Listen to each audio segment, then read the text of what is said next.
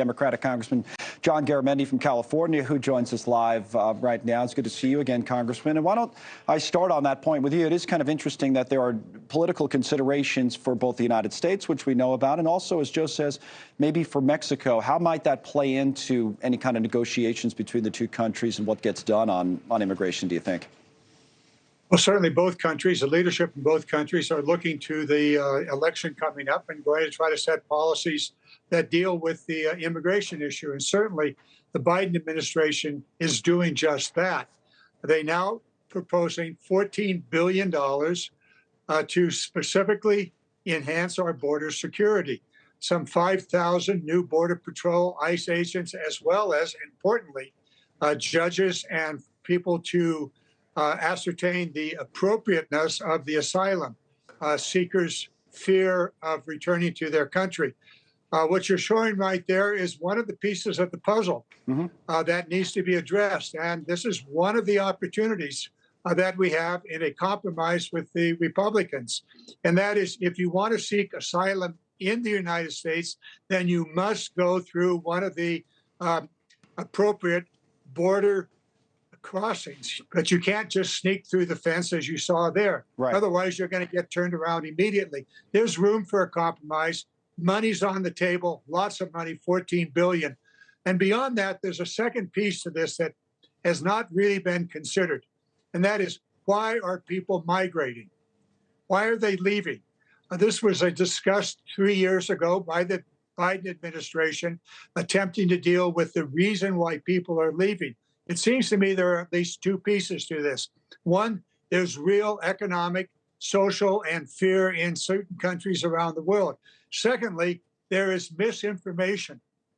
Misinformation to people that, hey, come to America, just say you're seeking asylum, and you can enter into the United States. That is simply not true, and we need to get that message out. Didn't the president, doesn't he bear some responsibility for that message, though, early in his administration and the transition from the Trump administration, wanting to do something different and wanting to be a different type of president on immigration that may have given, to your point, people the wrong idea on some of that? Doesn't President Biden bear some of that responsibility and blame for this situation in that regard? Well, let's just stop for a moment here. It's been 40 years since the United States has upgraded and updated its immigration policies. Every year, particularly in an election year, the Democrats use immigration as an issue, and the Republicans use immigration as an issue.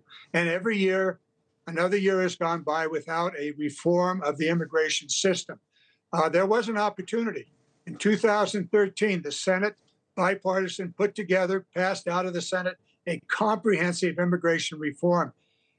The House of Representatives, the Freedom Caucus, refused to even deal with it, and it died. And so we continue with this problem. First, let's realize Biden has put $14 billion on the table for border security, ICE agents, Border Patrol, asylum, and judges to seek the appropriateness of an asylum claim. All of that. Also, money to send folks back home. Now, can we put together a compromise? We have to do that.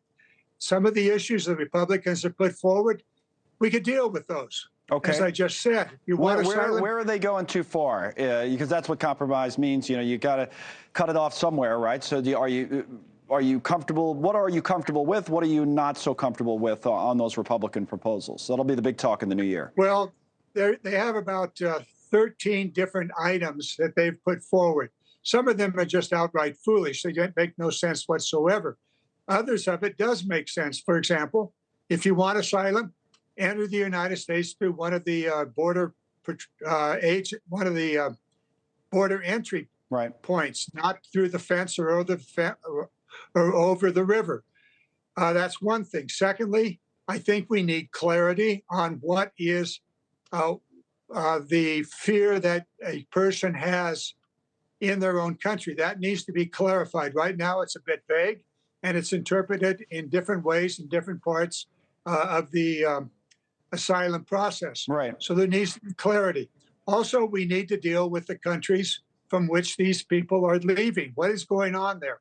And frankly, as I said a moment ago, I think we need to make it very, very clear If people want to come to the United States, they need to understand before they even think about coming what the process is.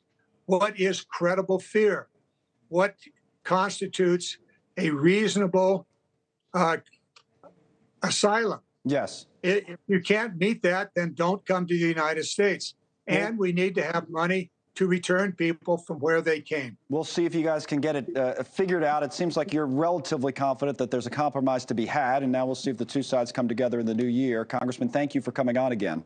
Thanks so much for watching. Just go to joinnn.com to find News Nation on your television provider. And don't forget to click the red subscribe button below to get more of News Nation's fact-driven, unbiased coverage.